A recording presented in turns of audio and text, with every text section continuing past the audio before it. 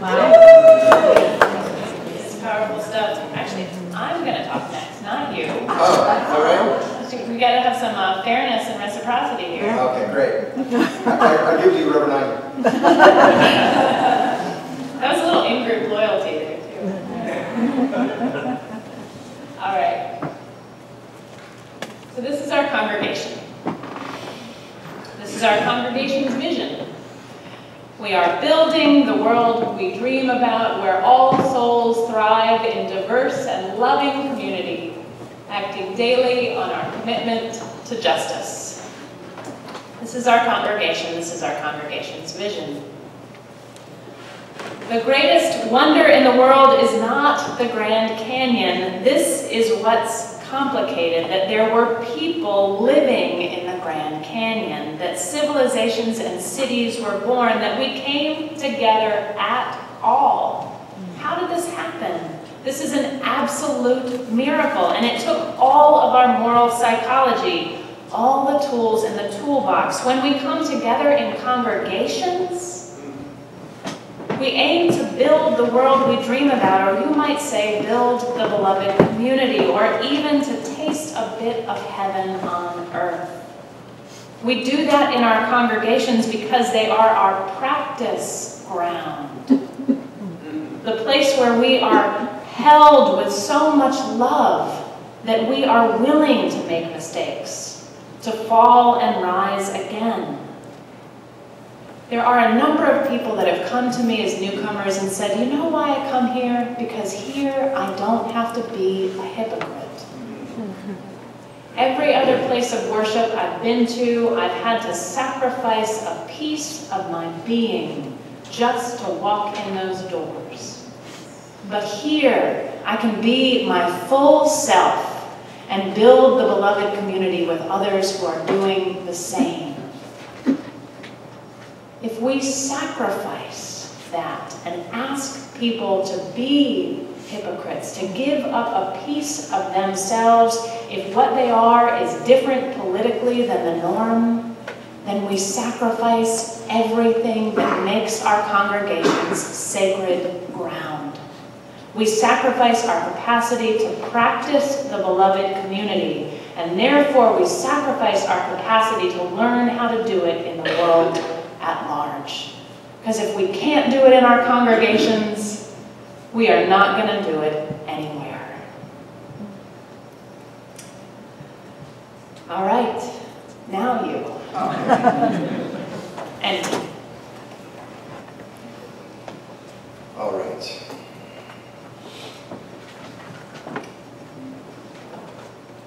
So building beloved community in the wider world requires not just love and commitment, but power.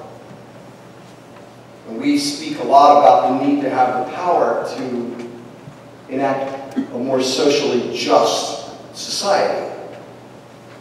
And power is simply the capacity to act, the ability to do things. And we have squandered our power as a faith. Nancy McDonald-Ladd describes this in the struggle for humane treatment of immigrants in Prince William County. Anya, as Reverend Nancy, shares. I went about trying to rally the energies of the local religious community to at least respond to the overtly racist tone of our immigration debate. Simply to have a combined moral voice speaking for humanity in the face of abject degradation. I went to clergy meetings, I emailed all of my colleagues, I beat the bushes and did one-on-one meetings, and I worked my butt off just trying to gather some sort of coalition. And nothing happened. Nothing happened. Colleagues dodged my calls, and I, speaking for Nancy, am very pleasant. The county board didn't want to put me on the agenda. Even the tried and true left-leaning civic leaders in town didn't even want to talk strategy with me, and I was utterly aghast. Why, I wondered, did I lack the power to generate any shared response in this time of bleeding pain in my community. Finally, about the time when local blogs were accusing Hispanic ice cream vendors of spreading leprosy, and brown-skinned children were being videotaped at the bus stop as evidence of the immigrant plague, I found one colleague, the pastor of the local African Methodist Episcopal Church, who was actually brave enough to tell me the truth that everybody but me seemed to know.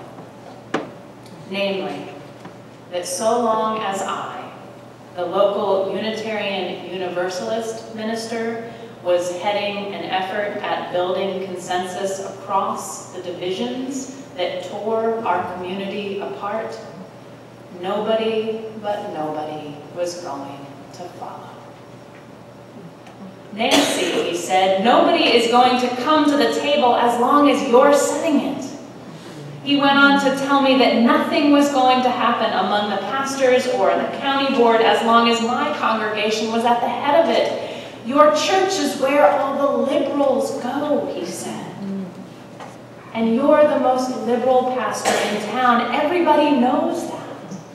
And the last thing we need right now is to have this issue perceived as just another liberal cause of the day. The Unitarians leading this, he said, would make the work too easy to dismiss. What he needed to tell me, what I needed to hear, was that in the fearful environment of those days, the last thing anybody needed was a leader in the cause of justice whose very presence as a Unitarian Universalist further polarized and alienated people. I'm with you, he said, but can't we do this? But we can't do this unless somebody with non-partisan credibility leads the way. Full stop. Whoa. As a Unitarian Universalist, my leadership in the community was so fully defined with the political left that my voice and the voice of our people was very nearly useless. We had aligned ourselves so completely with one side of the partisan divide that we bargained away our effectiveness in exchange for every progressive issue and all by ourselves activism. I stand here to say that as a leader and a believer in the saving power of our free faith, that is a price I am not willing to pay anymore. Because our justice-making matters.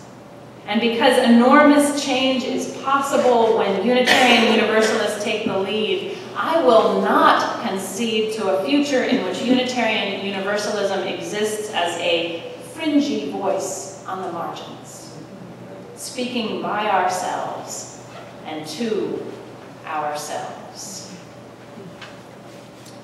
Taking the lead in a complex, multicultural, and non-dualistic world means reacting to the entirety of our community life, not just pushing in an unexamined way from the left of the spectrum and hoping others will come to see the light that we alone are pure enough to shine.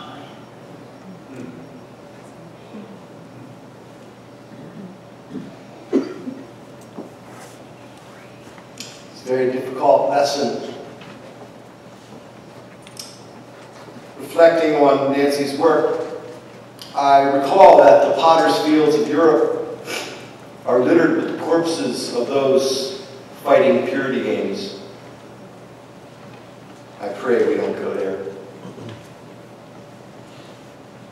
I pray that as someone who's answered a call to ministry, to serve, to pastor, to lead, to worship, to sing, and to help build a better world, that I have the power to do so, and I am not disregarded because of labels that our folks within our congregations continue to affirm.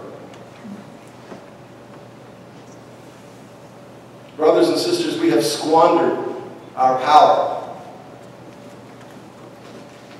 We need to stop allowing people to act as if our churches are the religious lobby for the Democratic National Committee. That's not the call we answered as ministers.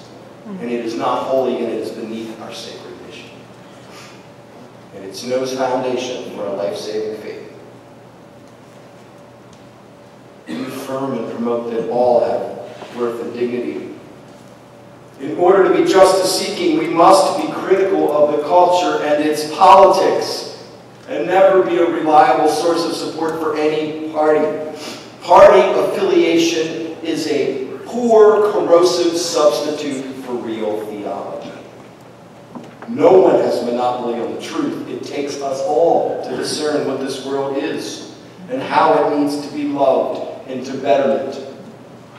Whatever tells us to hide, divide, or fear, that is not love. Run away. It's not divine. It's not worthy either of your best self or of the best of Unitarian Universalism or the American spirit. Love challenges us to have the courage to confront prejudice wherever we find it, especially within our families, our friends, our co-workers, and our churches. And I know, beautiful people, that this is holy work, and that's why it's not easy. So, we have a little litany, and I want to leave time for questions. So we won't do our song as we had planned. So we will close with this brief litany. The philosopher Foucault says that normality is the greatest tool of domination and oppression. The unspoken rules in our congregations establish edicts of normality, and they breed intolerance. So instead, let us proclaim a robust Unitarian Universalist theology of connection, that great wonder of which Mr. Haidt spoke of. A connection that challenges us to hold before us the lofty goals into which we are called to live powerful lives of service. And I invite you to walk this journey with me, because we are saved by striving to live authentically. We are saved by openness of heart and spirit. We are saved by connection and commitment. We are saved by communities of challenge that praise the holy in reverence and awe. We are saved by committing ourselves to a faith that challenges us to transform ourselves first, to be open to alerting assumptions and behavior, to altering assumptions and behavior, to cultivate humility so we can bring our best selves to the work of justice. We are saved by a love that challenges the one we find in the mirror, to listen more than speak, to learn more than teach, and partner with people who are not like us so we can achieve the goals of our wider mission. We are saved by building beloved community, stretching our tent wide to include all those thirsty souls longing for our saving faith. And we are saved when we defy the gravity of lazy groupthink and allow people to feel our affirmation of their worth and dignity with warmth and authenticity, no matter how or even if they vote. Amen. Amen. It happens with preachers, no matter if we're supposed to be giving a lecture or a sermon, it always sort of ends up like a sermon.